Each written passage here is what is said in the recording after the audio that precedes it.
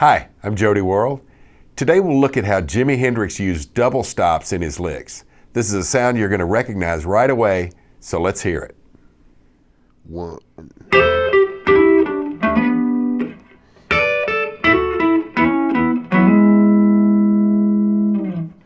Alrighty, this is our Hendrix style lick.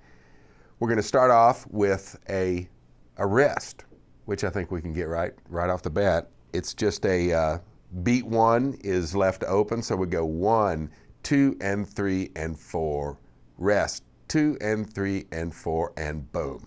So our first thing we're going to play is over a C chord. I'm imagining, my picture in my head is this C chord right here, which is just like a C chord from the open position, but we're at the 12th fret here. So I'm thinking of that. So I'm just gonna fret the top two notes of that, the 13th fret second string, 12th fret third string, and I'm gonna hammer on up to the 14th fret of the third string, and then undo it. So that's sort of my little ornament, and add an ornament, take it back away for the C chord. Then I'm gonna do a similar thing for a G chord. I'm imagining this G chord. And so I'm going to do the exact same thing musically to that chord as I did to the C chord. For those who care, it's I was taking the 5th of the chord, which is this G. We got a 5 and a 1. I was ratcheting the 5th up to a 6th and back to a 5th. For G, it's this. So you got to really get up. Like I've really got this happening with my first finger. It's the big knuckle is bent the regular way and the little knuckle is bent backwards. Kind of, so you can see my knuckle, I'm not around here like this. I can't. Once I put that finger down, if I'm wrapped around or I've got a high heel of my hand back there, I can't keep this note going when I add the bottom note. So that's straight across the 12th fret with your first finger, and then hammer on 12 to 14 and play it back to 12 on the 4th string. So same thing, we're just doing two things, same move against two different chords. Same relative move. Then I'm going to create another piece of the G chord by advancing my first finger up to crossing the 5th and 4th strings and do that same hammer on. And if we have an incidental of this note, that's certainly not going to hurt us.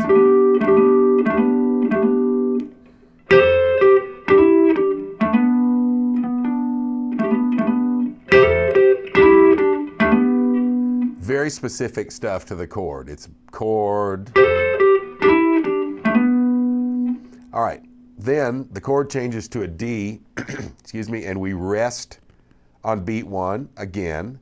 We're going to move to the 10th fret, do that same exact move, first finger across the 10th fret, first and second strings now, and I'm going to do that same hammer on move, raising the lower of the two notes up a whole step and then letting it back down.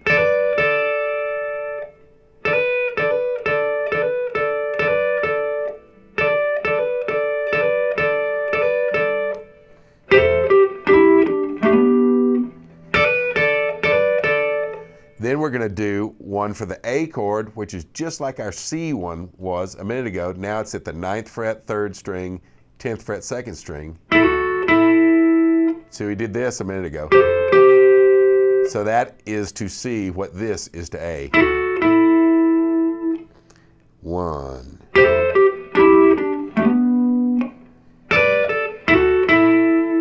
Then I'm going to advance my first finger to where it is now occupying strings 4 and 3 at the 9th fret and do that same add and subtract on the lower of the two strings. That's from 9 to 11 and back to 9 on the 4th string with the 9th fret remaining on the 3rd. So those three in this new position are.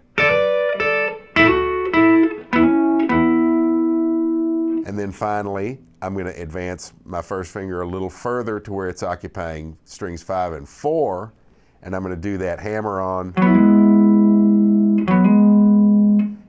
9 to 11 on the 5th string and maintain 9 on the 4th. And again, just like the G chord up here, if we make our E chord and if it ends up having this note, that's not going to hurt us, that's an E. It can be a much bigger chord. So the whole thing is 1, 2.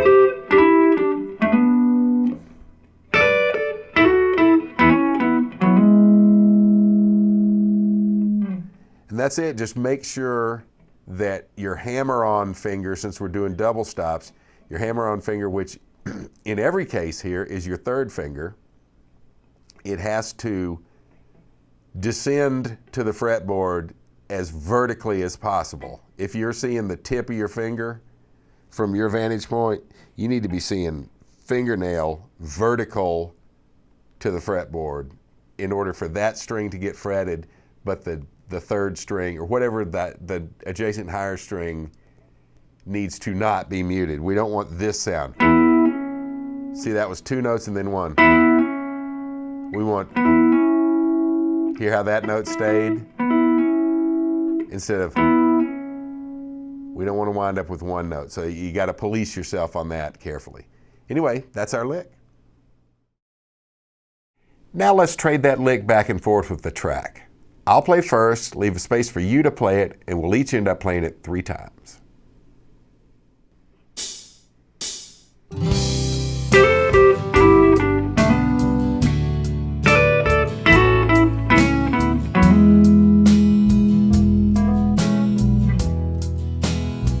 Now your turn.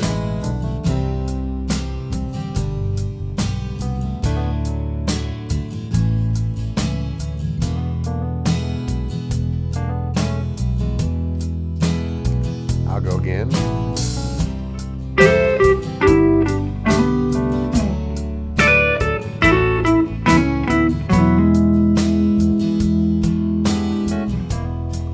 Your turn, number 2.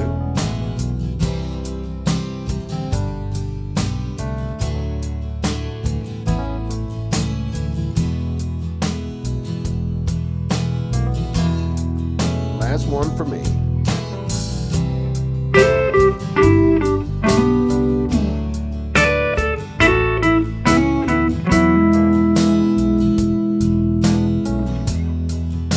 Your last one.